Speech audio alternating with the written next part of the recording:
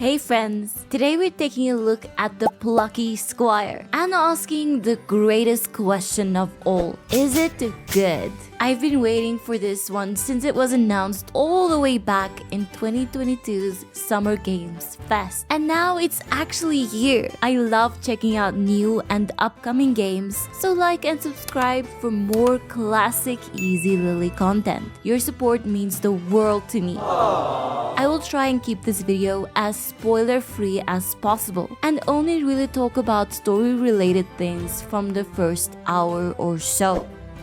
Okay, so the Plucky Squire was developed by All Possible Future, and it actually looks to be their studio's very first game, which is just amazing considering the scale of this game. It's published by Devolver Digital, who you definitely have heard of if you've ever played Enter the Gungeon or my favorite, Cult of the Lamb. It's safe to say my expectations were pretty high going into this one.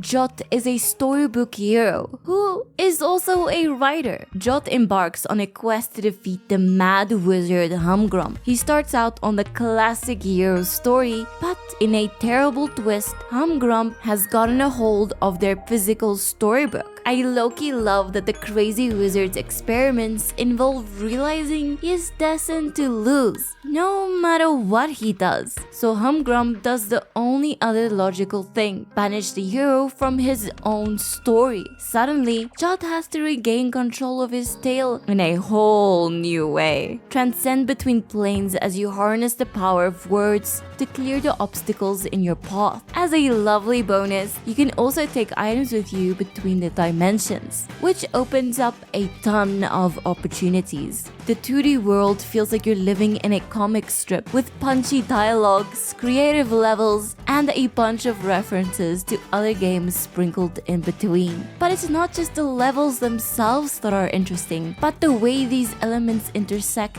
and combine. The variation keeps you fully immersed as you marvel at the beauty before you. Even when just navigating the 2D world, there are so many small variations on how you have to travel to the next page. It's the gradual yet fun meta learning curve that makes this game so special, never throwing too much at you at once. Okay, there's a lot to say about this game that is good. So let's start with the art. There's a lot of attention to the smallest details, and the storybook world uses its words in all sorts of ways, from sounds to punches to oof. The music is also very catchy. I also love that the characters and creatures in this game sometimes move in rhythm with the soundtrack. The boss music was especially epic. Each boss was made more insane than the last, but their music really made them feel like unique and significant characters in the world. And the story is just it's fast, always moving, and tells you exactly what you need to know. The characters' words appear in bubbles next to them, which makes everything feel so much more natural and connected. The environment does a lot to add to the story. The characters only speak when they have something meaningful to say, and the world reveals a lot of observant adventurers. And for those of us with low attention spans, it keeps the eye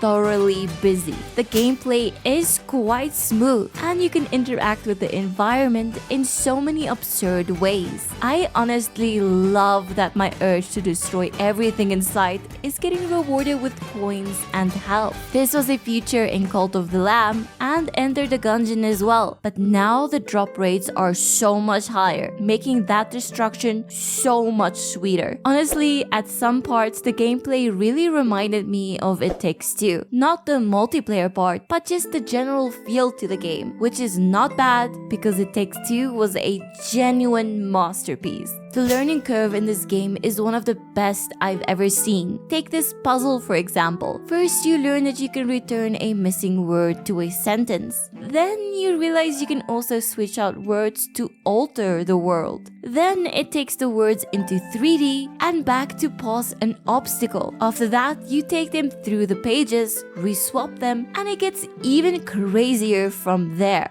It's hard to say anything bad about the Plucky Squire, but I'll try my best. Some of the puzzles got a little bit tedious at times, but the solution was usually right in front of my eyes.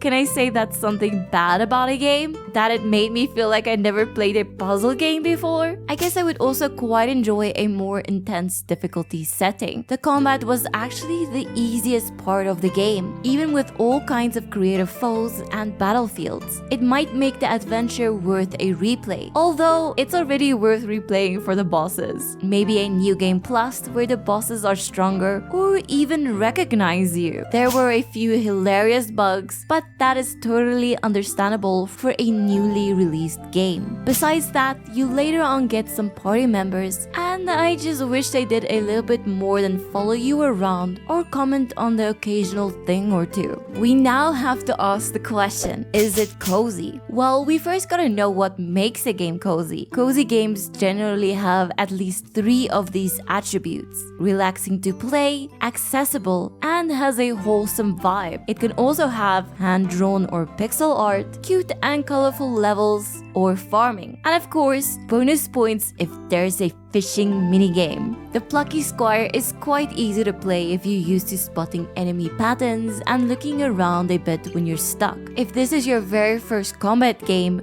don't fear. Easy mode is here. If you're playing with friends, adventure mode is still a better choice to get the full experience, with mini tutorials as well when getting a new weapon or abilities. And yes, there is a fishing minigame. Kind of. And if some of the minigames get too tedious for you, there's even an option to skip them. There are a bunch of more settings to make the game and jumping easier, as well as a super intense one-hit death option. I don't even want to think about how intense that could be. It's wholesome, but not always relaxing. That's certainly a good thing for an adventure game though. No farming either, but levels that can be best described as cute and colorful and beautifully drawn art. For its accessibility, which is a very important part of any cozy game, adorable art, and general wholesomeness, I definitely rate this one cozy. There's this moment in chapter 5 where Jot reaches a window and looks at the world outside of his writer's room. I stood there a moment and felt real admiration for our dear protagonist. Jot's conception of the world is constantly expanding and twisting, while he remains steady in his quest to save the world. 8.5 out of 10, just because I wish the adventure lasted another 10 hours. But I was glad the game was around 8 hours, never dragging some parts out for too long. It was super fun playing the Plucky Squire and making this quick review. I really had to stop myself from playing the entire game in one go and had to force myself to put it down at times. Let me know in the comments what new games you are excited for in 2024 or even 2025. And as always, subscribe for more classic ezlilyy content, and I'll see you